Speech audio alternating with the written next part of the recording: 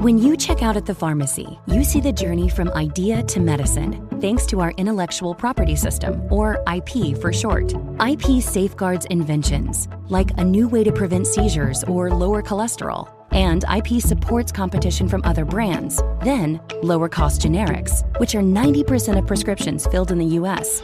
Innovation, competition, lower costs, thanks to IP. Learn more at phrma.org/IP Works Wonders. This is Optimal Finance Daily, Raising Consumer-Conscious Teenagers in an Age of Excess by Joshua Becker of BecomingMinimalist.com. And I'm your host and personal finance enthusiast, Diana Merriam. Welcome back to another bonus episode for the week, this time from Optimal Relationships Daily, talking about consumerism and teenagers. So with that, let's hear this one from Optimal Relationships Daily as we optimize your life. Raising Consumer-Conscious Teenagers in an Age of Excess by Joshua Becker of BecomingMinimalist.com. Quote, "We always pay dearly for chasing after what is cheap," end quote, by Alexander I. Solzhenitsyn. 6 years ago, we sold, donated, and discarded most of our material possessions. It was a decision based on discontent with our current lives. We were tired of living paycheck to paycheck, never able to get ahead. And we were growing weary of all the time, energy, and effort our material possessions were draining from us. We realized we had too few resources left over for the things most important to us. Not only were our possessions not adding joy to our lives, they were distracting us from the very things that did. Since embarking on this life-giving journey, we have found this lifestyle resonates with most people who are introduced to it. Most of us know we own too much stuff. We've seen the pursuit of minimalism transform the lives of young couples, parents, and older generations.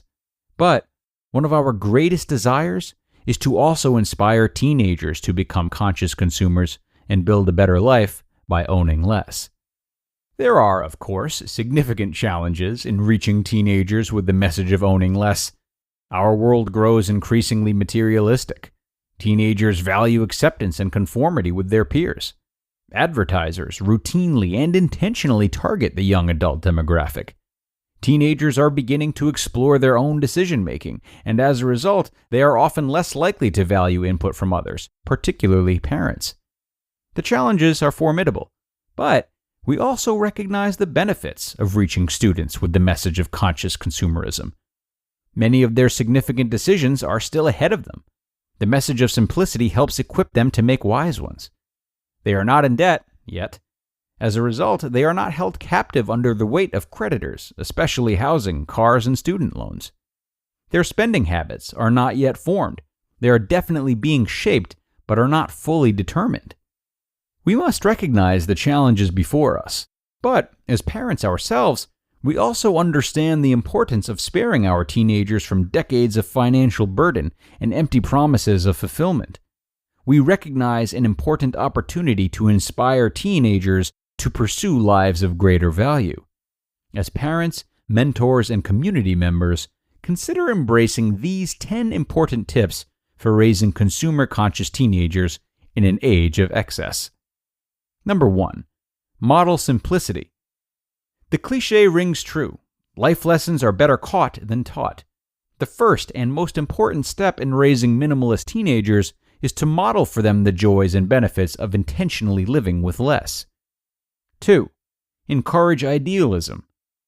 Many teenagers embrace idealism and desire to find a cause that can change the world, but far too often, teenage idealism is misunderstood and/or discouraged. It ought to be encouraged. Allow children of all ages to dream bigger dreams than cozy homes, cool cars, and white picket fences. 3. Volunteer as a family. Be active offering your time in the community through a local food bank, soup kitchen, or community organization that serves the underprivileged in your area. 4. Watch less television. It's not as hard as you think and has immediate positive results for you and your child. 5. Make teenagers pay for expensive items themselves. Every parent ought to provide food, clothing, shelter, and basic necessities, and every parent should give good gifts to their kids. But asking your teenager to purchase expensive items with their own money will create a stronger sense of ownership and a better understanding of the relationship between work, money, and consumerism. 6. Encourage teenagers to recognize the underlying message in advertising. Advertisements are not going away and can never be completely avoided. Help your child read behind the marketing message by often asking, what are they really trying to sell you with this advertisement? Do you think that product will deliver on its promise? If luck is in your favor, it can even become a fun little game in your family. 7. Find an ally. By the time your children have reached the teenage years, your role as a parent has changed significantly. In most families, teenagers are beginning to express independence in their relationship with their parents. But that doesn't mean they'll never listen. Find an accompanying voice in your community that subscribes to your values and provide opportunities for him or her to speak into your teenager's life. 8. Discourage entitlement in your family. Oftentimes, as parents, we work hard to ensure a significant advantage for our children by providing for them at all costs. But as we do, we equally run the risk of not preparing them for life by neglecting to teach them the truths of responsibility. It is hard work maintaining the possessions of life. Lawns have to be mowed, cars cleaned and maintained, laundry sorted, rooms tidied. Expose teenagers to this truth as early and as often as possible. 9. Travel to less developed countries. This world is big, and the cultures are varied. Some of the most teachable moments of my teenage years occurred while visiting third world countries and experiencing the living conditions of those who live on so little. An estimated 6 billion people live on less than $13,000 a year. Their joy and peace has served as an inspiration to me even up to this day. 10. Teach them what matters most is not what they own, but who they are. A man or woman of noble character holds a far greater asset than those who have traded it for material possessions.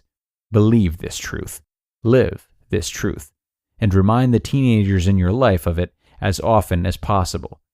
We have chased happiness, joy, and fulfillment in the pursuit of riches and possessions for far too long. It's time we intentionally raise a generation that values greater things. You just listened to the post titled, Raising Consumer-Conscious Teenagers in an Age of Excess by Joshua Becker of becomingminimalist.com. Your data is like gold to hackers. They're selling your passwords, bank details, and private messages. McAfee helps stop them. Secure VPN keeps your online activity private. AI-powered text scam detector spots phishing attempts instantly. And with award-winning antivirus, you get top-tier hacker protection. Plus, you'll get up to $2 million in identity theft coverage, all for just $39.99 for your first year. Visit McAfee.com. Cancel anytime. Terms apply. Imagine what's possible when learning doesn't get in the way of life. At Capella University, our game-changing FlexPath learning format lets you set your own deadlines so you can learn at a time and pace that works for you. It's an education you can tailor to your schedule. That means you don't have to put your life on hold to pursue your professional goals. Instead, enjoy learning your way and earn your degree without missing a beat. A different future is closer than you think with Capella University. Learn more at capella.edu. More wisdom from Joshua Becker today, to no one's surprise. It does get more challenging to try to instill lessons in teenagers. But I think as far as minimalism goes, Joshua has laid out some great ideas for how to set an example in that way. The other half of that, of course, would be maintaining the trust of your teenager by respecting their choices and being a good communicative parent. It should go without saying that any teenager is most likely to pick up habits from a parent that they are particularly close with and feel particularly heard by. So, when it comes to lessons of minimalism or anything else for that matter, know that the undercurrent of any of them is a relationship in which they have reason to want to follow in your footsteps. The further away that is, the more kids are likely to not only not repeat your behavior, but purposefully do the opposite, minimalism or not. Teens are tough, and it was nice spending some time talking about them in particular today because we don't hit them too much. But we are done for this one, and sadly, we are done for the week. I appreciate you sticking with me this week, guys. Go take yourselves a Greg break for a weekend, and I will see you again on Monday with more wonderful relationship-oriented content and where your optimal life awaits.